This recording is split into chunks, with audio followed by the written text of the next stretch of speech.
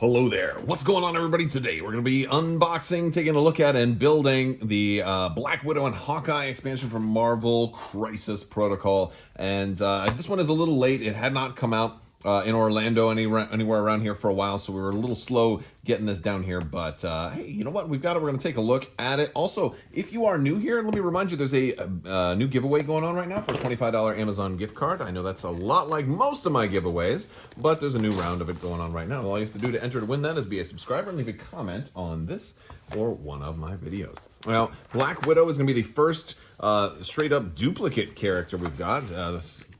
First time we get like a whole separate Black Widow, so you're not going to be able to run Black Widow and Black Widow unless, of course, they incorporate the Clone Wars or some type of Skrull invasion or something like that. So that's an interesting little tidbit. But we've got our little assembly guide here, so we'll be using that to assemble them, although they don't... Although Black Widow looks like she's got a lot of pieces, but Hawkeye looks like he's pretty straightforward. Black Widow's got a ton of little pieces there. Look on the arms and putting her little wrist rockets on and stuff. They always love to do that. They love to torture me sometimes, you know, but that's just the way it goes. As in with most Marvel Crisis Protocol expansions, we're going to get 4 bases. And then we're going to get to what looks like Hawkeye's sprue right here. Pretty simple, right? Head, arm, base, leg, torso, back, and quiver. So pretty straightforward.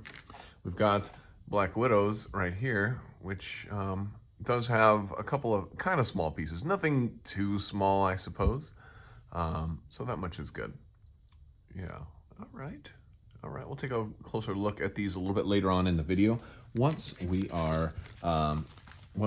got them all put together, we'll see kind of how they look once they are assembled. There's a lot of big Crisis Protocol news coming out lately, especially with the X-Men and then all of the new things that were revealed during Gen Con. I'm probably going to be doing a breakdown video of that pretty soon, just to talk about all the new cool stuff that's coming for Crisis Protocol. I know I don't do a lot of gameplay on this channel. It's kind of been hard to get games in lately. But this is still definitely a game I definitely enjoy. I said, how many times can I say definitely in one sentence? I definitely can a whole lot. Let's take a close-up look at the cards here. All right, we've got Black Widow, Agent of S.H.I.E.L.D., a.k.a. Natasha Romanoff. So this is the same Natasha. She just has a different name. So, of course, they kind of have to do it this way. Otherwise, it would have just said Black Widow, also Natasha Romanoff. Now, the subtype is important because if they ever do... as they do more characters, like if they want to do Spider-Man, Miles Morales, it's still Spider-Man. You can have the same name, you just can't have the same alter ego, and you can't have 2 Natasha Romanoffs in your build. It'd be kind of cool if they eventually do allow you to come up with a way to have 2 Natasha Romanoffs in your build, but I maybe with Skrull or cloning facilities or something like that, it'd be kind of fun. She is going to cost 3 points. She's got 5 health, medium speed, and height 2. 4 defense, and then 3 and 3 against energy and magic, 4 against physical. So she's much more of a fighter, I think, compared to her other version. She's got the automatic pistols, which are going to have range 4, 3 dice, and after it's resolved, you're going to gain a power, and then you have rapid fire, so you can do that attack again. She's going to have tear gas, which is an area attack, area 2. So anybody, like, if she can get right up into a big melee and stuff, and then she can kind of gas everybody near her. It's going to roll 4 dice. And it's going to do 2 power, and and then they're going to the targets are not going to gain power or wounds, but it is going to poison everybody.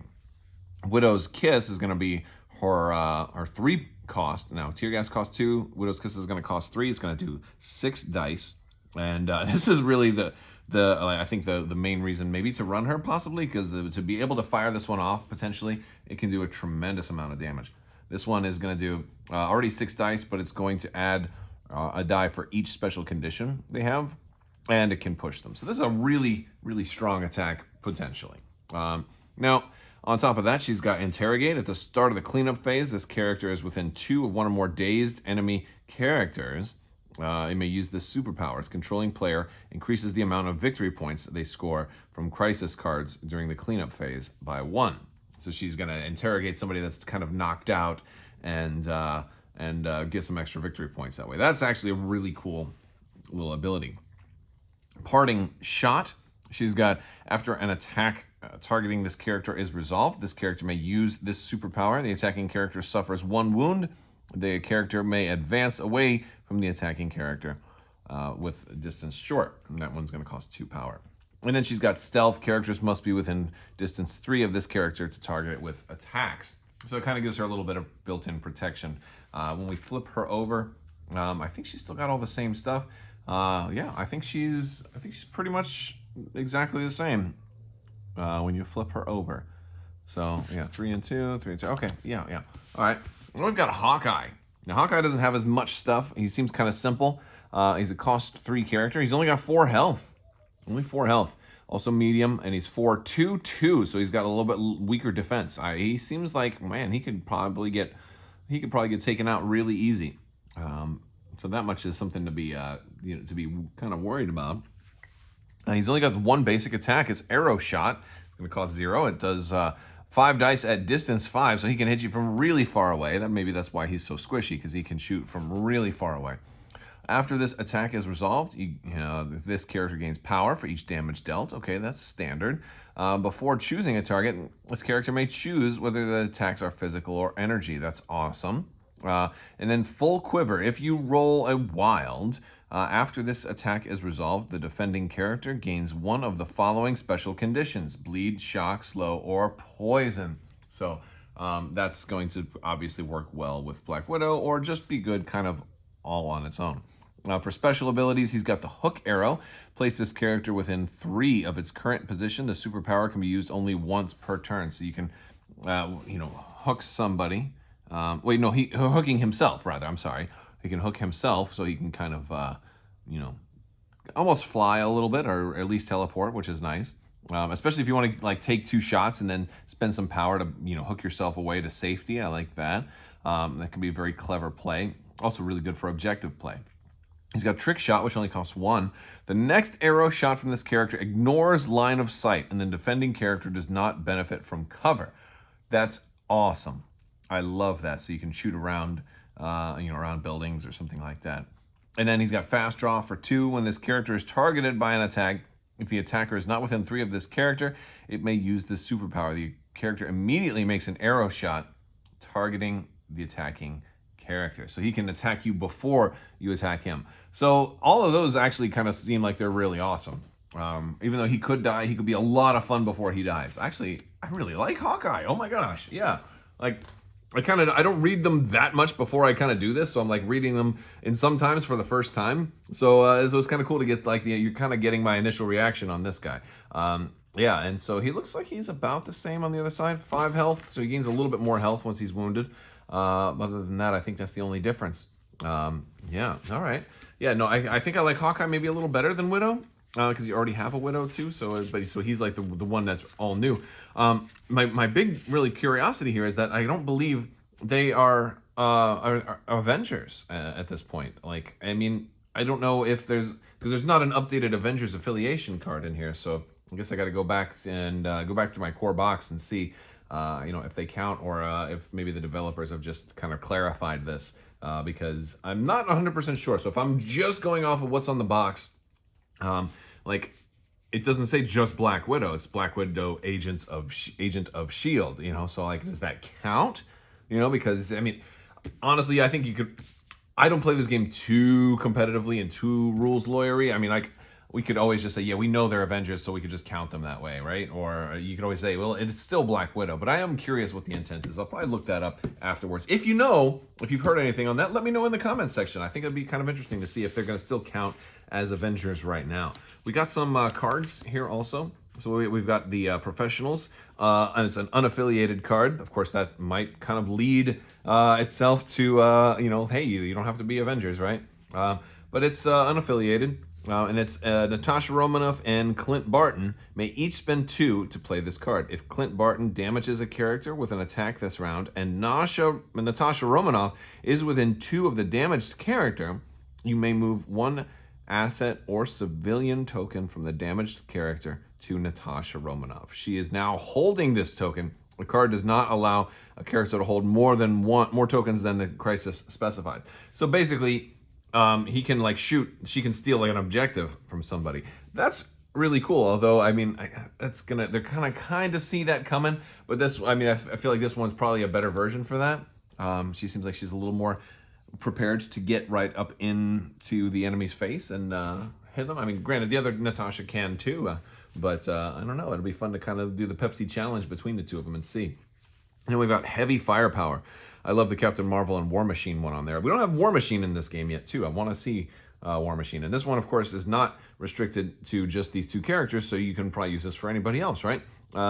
During a character's activation, it may spend 2 power to play this card. The next attack made by this character this turn, targeting an enemy character that is not within range 3 of any allied character, adds 2 dice to the attack roll. So, yeah, you can get 2 extra dice that way. So that's pretty cool. All right, this one seems like this is more designed to to boost up your existing squad, but it still could work if you wanted Hawkeye to roll maybe 2 extra dice. Last other thing we're gonna have is our tokens that are in here. We're gonna get some bleed, some shock, some what is this one? Web, and then poison. I think that's slow, right? Yeah, I think that's slow. All right, so everybody is assembled, and yeah, they came out pretty good. I like the armor patterns on Widow. There we go. Let me get closer so you can really see them. No, they look like the sculpt is really detailed. The face looks especially good, and the way this all went in was really much easier than I had anticipated. Even the shoulder patch and then the arm cannons or the little blasters. I just made sure I left the arms and the legs on the sprue when putting the small pieces in. Same thing goes for the guns going into the side of the leg. There, I just left the legs on the sprue when I put the little pieces in. I left her hair on the sprue when I put her head in. And the cool thing about this is that her hair is a whole separate piece. So you can just have her bald if you want, which I don't imagine that many people would want to do, but I mean, it's a pretty cool thing. Well, like maybe you're a cancer survivor and you want to make a bald widow to to show your support. Like that's a really cool idea, So anyway, or for whatever reason, I don't know, but I think that's a cool idea. I like that the hair was a totally separate piece. And Hawkeye was much simpler to go together. He only had the one small piece, which was the little ammo pouch right there on his hip. But no, like I love the finger poses. See, he's just loosed an arrow, man. Like he looks really good. I like that. I like the face. I like the quiver on the back. I like the sculpt, just the dynamic posing too. He looks really cool. All right, well that's Hawkeye and Black Widow. Maybe you'll see them again. Maybe you will see a new version of Clint. That's there's a lot of potential future stuff for this game, and especially with the X-Men coming out, and then of course all of the Hell's Kitchen heroes. I feel like we have so many awesome possibilities for builds and things coming in the future. This game has got a lot more that it can still give us. So I'm looking forward to more from Marvel Crisis Protocol. If you liked the video, go ahead and give it a thumbs up. Let me know what you think down in the comments below. Don't forget to share the video and all the good stuff. Check out the links in the description below for merch. If you want to check out some of the Teespring shirts I've got and masks and neck gaiters and all of that stuff. I want to thank you guys so much for watching, and as always, have a great day.